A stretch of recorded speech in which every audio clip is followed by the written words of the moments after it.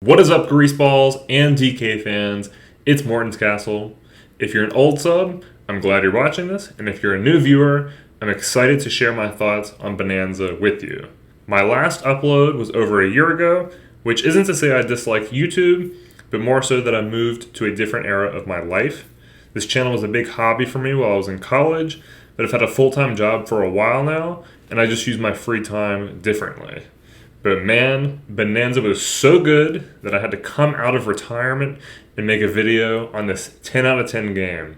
This video will have spoilers, lots and lots of spoilers. So if you haven't beaten it, I wouldn't watch it all the way through or even look at the comments just to be safe for yourself. I'll preface some minor and major spoilers as I go along. We'll start with a general view, and I'll use trailer footage here so there won't be any spoilers to start off. If you know anything about me, you know that I'm a huge DK fan.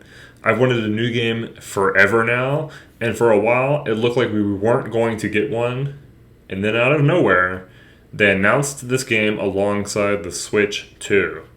Bonanza is absolutely worth the wait. It's everything you could have wanted and more in a way. The gameplay loop is a bit similar to Mario Odyssey, where you have different levels, and in these different levels or layers, you can explore. There is a linear objective, but you can kind of go wherever. While you explore, you'll find challenge rooms, hidden bananas, or little puzzles to do. The loop gives a constant feeling of progression and allows players to choose their own difficulty. You can do the challenge rooms if you want, or you can mine around to find secrets. This is where the core gameplay is so cracked. DK punches through the terrain. Even in the tutorial, it's insanely fun. And when I started the first level, I just started destroying everything instead of doing the objectives. You feel pretty strong, and the entire level being something you can change as the player is really fucking cool. The moment-to-moment movement and destruction is unbelievably satisfying. That is easily Game of the Year within the first few levels shown in the trailers. The devs really captured DK's movement too, as you can roll, but you can also roll in mid-air, or extend your roll by punching, so you can schmoove super easily. You can jump off the terrain chunks you grab and do all sorts of crazy stuff, and this isn't even mentioning the Bonanza powers. These are kind of like power-ups or animal buddies combined, giving DK a temporary buff with an ability he doesn't normally have. The Kong Bonanza is the main one, which allows him to punch through concrete and otherwise indestructible terrain unless you have explosives. There are 4 more Bonanzas, and you can swap between them all at will, which makes the late game areas and bosses very cool because you have all these powers you can use and the freedom to tackle the challenges however you want. And they can lead to some cheese. Now I'm going to start a layer by layer review discussing the different levels, mechanics, and plot with my thoughts. My footage is after I beat the game, so I'll have all 5 Bonanzas unlocked, so their icons will be in the bottom corner in a second, which is a minor spoiler for those. And basically, the further I go down each level, there will be more spoilers as we continue.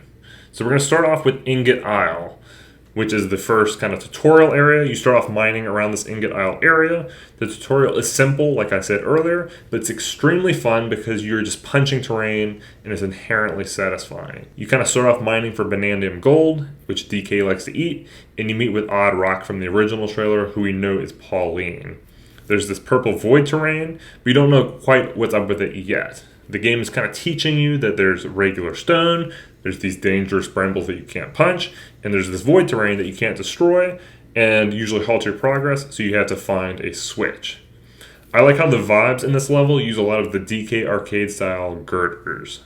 The lagoon layer was a great introduction in the first real level. The music is relaxing, you have salvager monkeys who are cool NPCs, and you're introduced to concrete terrain and the explosive rocks. In the main levels like this one, there are sub-levels that you can go between, and Lagoon was awesome because there were multiple entry points to go down at any time, and you can explore in any way you wanted. You also meet crocoid enemies, who are crocodile skeletons encased in a terrain type. The pre-release speculation was awesome because everyone started talking about the Kremlings online and doing all sorts of comparisons, and when you fight these things throughout the game, it really does feel like you're fighting Kremlings. In the lagoon, you get your first Bonanza, which is the Kong Bonanza, and it's really fun to become a smashing machine. In the hilltop layer, you meet the Fractones, who are the main NPCs in the underground for the rest of the game. They're incredibly charming and give me major Rareware and Banjo-Kazooie vibes because they're just pieces of terrain with eyeballs. The hilltop itself isn't very extensive, but you'll learn that the game has major and minor layers, and they all serve a narrative or gameplay purpose. Here you learn more about Voidco and the Void Terrain, and the amazing 2D Nostalgia Country Challenge Room is here that invokes the original DKC games. So I really want to shout out to that guy who, before the game came out, said that Nintendo was eradicating rare decay when this Nostalgia Country was literally in the trailer. So onto the canyon. This is your minecart level. Minecarts have always been tied to DK's character, so this game having a mining focus makes a lot of sense and works really well thematically. I don't have too much to say about the canyon, but Click Clack Smokestack, as the name area, sounds like a Banjo-Kazooie or old Rareware type naming convention. These devs really captured the old soul and put it into this Odyssey-like exploration adventure game. In the canyon, you fight Grumpy Kong, who is a member of Voidco. He's got his own charm, but out of the Voidco Kongs, he's the most boring in my opinion. His lore is cool though, because he's the one constructing the crocoids and the different stone creatures that you encounter throughout the game. It's not a Nintendo game if you don't have on-off switches or a mechanic like that. Jokes aside, it was cool to see terrain be this dynamic. As you progress, the terrain mechanics get more and more insane. It's always intuitive and really fun to interact with. The Divide is a mini-layer where you can choose between to go to the next two worlds. I think it's cool that Nintendo gave player choice here. You can go to the snow one or the forest world. The snow one technically comes first when you look at the layer numbers, but I went to the forest, so I'll talk about that one first. The forest stepped up the difficulty a bit because there are brambles everywhere and you cannot punch them yourself. You have to avoid them or destroy them with a chunk of terrain you pick up. The crocoids here are often covered in brambles, which add another step in eliminating them. This layer is very lush and has a lot of ostriches, which call back to Espresso, the animal buddy from the original Donkey Kong Country. This layer gains so much love for me because it has the Sticker Brush Symphony callback challenge room in it, which playing it feels like you're the dude from Ratatouille eating the meal at the end of it and just going back to your childhood. And it's crazy how the terrain mechanics work in 2D in these 2D areas in such a fun way as well. The forest layer has the ostrich bonanza, which isn't my favorite, but its flapping ability allows for lots of cheese in certain areas, as well as intended platforming challenges in others. This layer also had a callback fossils in the Naughties and in Squitter, the animal buddy. In general, through the fossils and just little dialogue, this game has lots of callbacks and love for the original Donkey Kong Country games, and I find the fossil descriptions really entertaining. The snow layer is one of my favorites. Snow levels are generally good in games, and this one delivers. It reminded me a lot of Mario Galaxy, another one of my favorite Nintendo games, because pretty soon it becomes a mix of ice and lava. The theme is around ice cream, and you have hot chocolate lava, which is pretty creative. The terrain is dynamic here because the snow turns the lava into walkable terrain, and it blew my mind that you could actually mine the lava itself with a chunk. The dynamic terrain is genuinely mind-blowing and creative in every single level. In this layer, you fight Poppy Kong, who people memed about as a Gooner character when the game was revealed, but she turns invisible and has interesting dialogue. I'm going to preface that the junction is kind of a midway point and has more major spoilers afterward, as what comes next wasn't in many trailers or shown at all. The junction is like the Divide, and the game intends for you to beat the forest and the freezer before progressing, but you can technically skip one of them with speedrunning. In this area, this is where you initiate the fight with Void Kong. Void Kong is a crazy little guy who's obsessed with getting to the plant core so he can make his wish. The plot is basically you trying to stop him. Pauline ties in to the plot because her singing is what can activate the core and grant the wish. You don't fight Void in the junction, but he travels to the previous layers and you fight him there, which I think was really cool. I loved how his fight has no set arena, but the entire world of that layer is kind of the boss arena in a way. He creates enemies and terrains on the fly, making the environment super dynamic as you're constantly destroying it and he's constantly creating new stuff to harm or block you. It's super cool. It's probably insane on a technical level. It's really cool on a gameplay level. This area gave me massive Mario Sunshine vibes because it's just a sunny area with a beach. I'm surprised to see this in the middle of the planet's crust, if you know what I mean, but it's a great little break between major areas and boss fights. The standa are these enemies that become trails of rainbow terrain after you hit them. If you kill enough, the entire landscape becomes changed and full of rainbows, which is awesome, and again, it's a new take on dynamic terrain. This terrain lets you fly if you hold it, which adds new gameplay mechanics. Overall, at this point, I just knew that they could literally do anything with the terrain and that the game was going to get even crazier. Alright, onward with more spoilers. So Tempest had some promotional stills, but I don't recall it being in any of the trailers, so it's kind of new. It's stormy and there are elephants, so when you get here, you immediately know that you're going to get an elephant bonanza. This area has lots of lava in it, which is dangerous. I figured out during the objectives that the ancient music discs that you pick up to get the bonanzas are indestructible, and you can use chunks to mine lava, but because the music disc is indestructible, you can mine all of the lava that you want with it, and it was kind of funny. So this is how I got the unguarded swordfish fossil, only to realize that, hey, once you actually turn the disc in and you unlock the elephant is busted. You kind of spent the entire game punching through individual terrain, and boom, you get to this layer, you're given the elephant who is a literal vacuum that can destroy the landscape in seconds, including lava and brambles which previously hindered you. You suddenly feel so OP, and it's kind of exhilarating. The sublevel here had a really cool skybox with all the storms, and I like how this layer had a boss that you were chasing down kind of around the level to defeat. The landfill layer is super interesting because it's the opposite of the resort in many other layers in a way. While most of the game is super open space, the landfill is very claustrophobic and entirely in underground tunnels. This layer just seems like one massive pile of dirt, so I definitely want to see someone on YouTube spend 8 hours mining all of it. The landfill has a bunch of junk in it, and does feel like you've descended down to some forgotten part of the planet's crust where junk falls. It kind of reminds me of the gutter from Dark Souls 2, which is a crazy thing to say, but I liked it. In general, this game's constant feeling of descending did remind me a little bit about Dark Souls 1, where in that game you're constantly descending like through the depths, through Blake Town, down to Ash Lake. You're just going down, down, down. Always going down is a cool way to approach kind of game design or like level structure.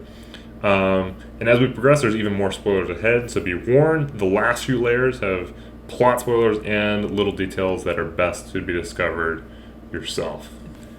We knew Diddy, Dixie, and Rambi were in the game because of the promotional materials, but falling into this layer and seeing a massive trophy of their faces on top of the DKC2 checkpoint barrel was an insanely happy moment for me. My YouTube channel was built on Mario Maker 2, and Morton is a Mario character, but I'm a DK fan at heart. Diddy and Dixie are my profile picture, and DKC2 was one of my first games. I love all of the Country series, and DKC2 is one of my favorite games of all time. So seeing this was awesome, and then Diddy and Dixie telling Pauline literally about the events of that game and how they rescued DK is very cool to see, and it's awesome that the devs are giving the same love that I have for the series to the series themselves. To top it all off, they mentioned Candy Kong in 2025. I never imagined that they would do that. At this point, I'm highly convinced that K. Rool's in the game, I just don't know how.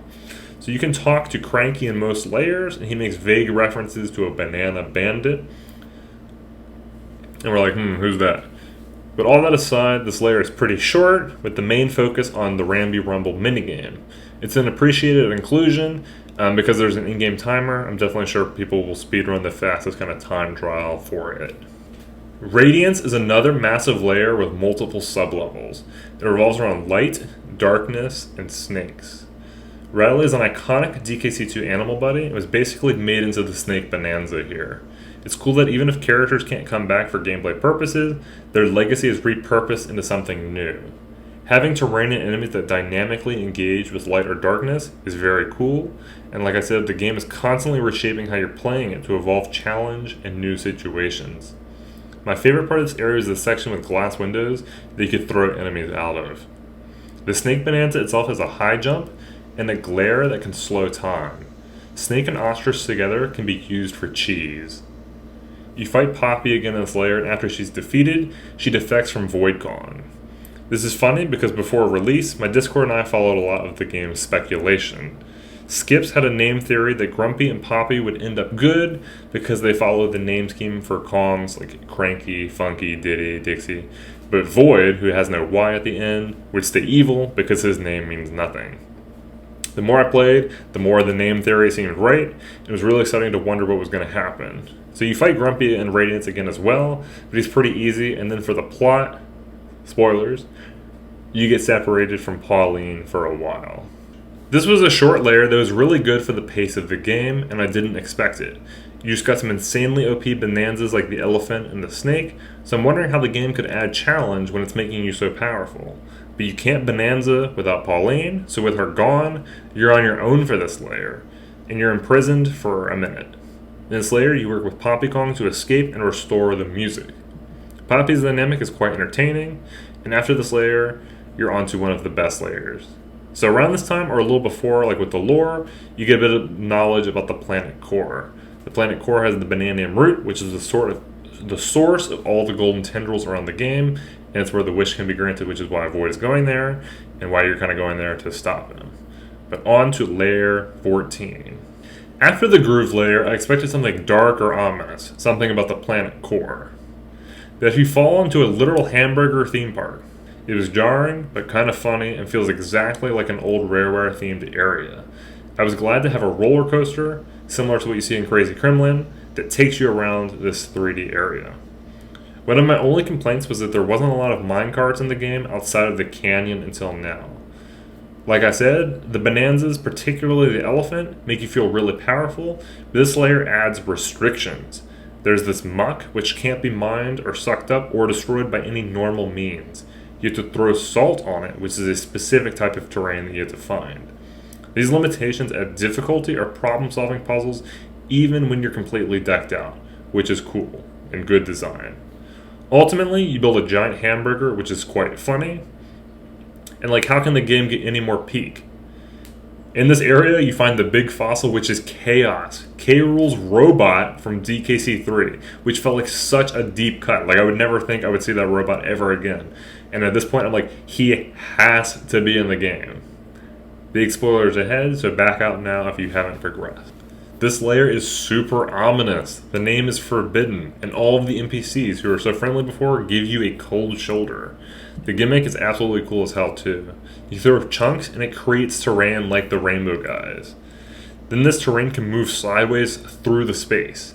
It is so dynamic and unexpected. The layer adds some messages that said a banana bandit from the surface was locked away here, which made me like, K-Rool could be in the game, even if Void is the main antagonist, maybe he's locked up.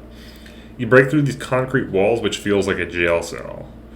Then you fight Void, and the Void-Kong battle number 2 is super climactic, and I was kind of nervous about what was going to happen.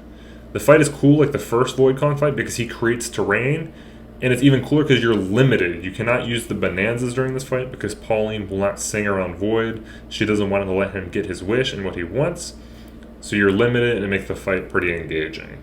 Some shit goes down. Pauline ends up singing anyway, but the root wasn't the root at all. It was K-Rool locked away like we were kind of thinking. It made all the ominous warnings add up, and it's kind of meta of Nintendo to do. Why wasn't K-Rool in Return to Tropical Freeze? He and the Kremlin crew, went down to find the banana root, and they got locked away deep underground. It's almost like they're so powerful and dangerous that they have to be contained. K-Rool's off to the real planet core now, and you have to chase him. If that wasn't spoiler enough, this is the biggest spoiler yet. The planet core is so fucking cool. Is that a giant statue of K-Rool? Wait, is that a crocoid? Nope, it's a real Kremlin covered in protective stone. You can see the HD Switch 2 model of a critter. They're as beautiful as the day I lost them. You kill them, and it's got the death noise. Holy shit, that is the chef's kiss. You can progress through the layer, and it just gets better and better. There are real neckies. There are real zingers. They're the same enemies you've been fighting all along, but not fossils or void creations. Nintendo was mega smooth, like using the fossil enemies and the real Kremlin crew, like using the same moveset, and it just works so seamlessly. My favorite part was this turf surfing area where they had the TNT clobbers. Like, what the hell was that? I was smiling the entire time they included those guys. You get to the core, you fight K-Rool at the bananium root, you have a bonanza form, he's got a bonanza form, it's a peak boss fight, he uses his blunderbuss just like it's DKC2. You beat him, and I'm like, or I beat him. And I'm like, I know it's not the end. He's lying on the ground right there. There's a shopkeeper. You can buy more health upgrades. K. Rool is known for fake outs. So, and you can literally buy more health. I'm like, there's going to be a phase 2. He's going to like come back up or something. So you make your wish, or you and Paulie make your wish. You're going to the surface. You're getting your bananas, and then it plays the fake credits from Donkey Kong Country 1, like the exact same fake credits. It's super funny. The devs are very tongue-in-cheek about K. Rool's return, and it's amazing. So you enter the second phase where he's using his helicopter pack from DKC3. It's playing Gangplank Gallery. You're throwing shit at him. It's absolute cinema, absolute bonanza. They adopted everything from his previous fights and made it work for this game. It's so cool. After that, like after you beat him, his helicopter's broken. You're on the surface. I'm like, the game's over. You and Pauline are in New Donk City. You're chilling, but it gets more insane. K. Rool literally will not die. He will literally not lose. He makes another evil wish, and he turns New Donk City into King K. Rool City with a giant statue of him and all these signs saying King K is back. It's insanely meta of Nintendo to flaunt his return like this, and it was honestly funny as hell. Like, I didn't know to be happy or if I was just laughing, like, oh my god, this is crazy. K. Rool seems genuinely insane, and he's probably Nintendo's most evil villain in this instance. The banana terrain, being shaped like him or like shaped like crocodiles and destroying the cityscape is awesome. And then you end up in this cage match with him where he gets a new title card called King of Rot. Bro just became an Elden Ring boss, like Melania and the Scarlet Rot. Goddamn, it was hype as hell, and took all of the Bonanza's powers to beat him. It was so glorious and intense that a grown man could cry. It was truly a meal fit for a king. Bonanza is genuinely a 10 out of 10 game from start to finish. It is better win Game of the Year, or Jeff Keighley and the Game Awards is smoking crack. I don't even know how they make a cooler 3D DK game than this. It was so good, and I'm hopeful for the future of the DK franchise. We're rumored to get a movie like the Mario movie, likely with King K. Rool in it, and it seems that Nintendo's open to making more 2D and 3D DK games. I'll sneak a picture of here of my DK Legos in here as well. I think that all of this goes back to the Smash Bell and K. Rool's return in Smash Ultimate, literally breaking the internet, so thank that. We missed him for so long, but if you look on the bright side, his absence for so many years makes his return so much more grand and remarkable. Thank you all for watching, and I owe Nintendo a sincere apology for doubting them during the DK drought. It does not seem like we're in a drought anymore, which is awesome.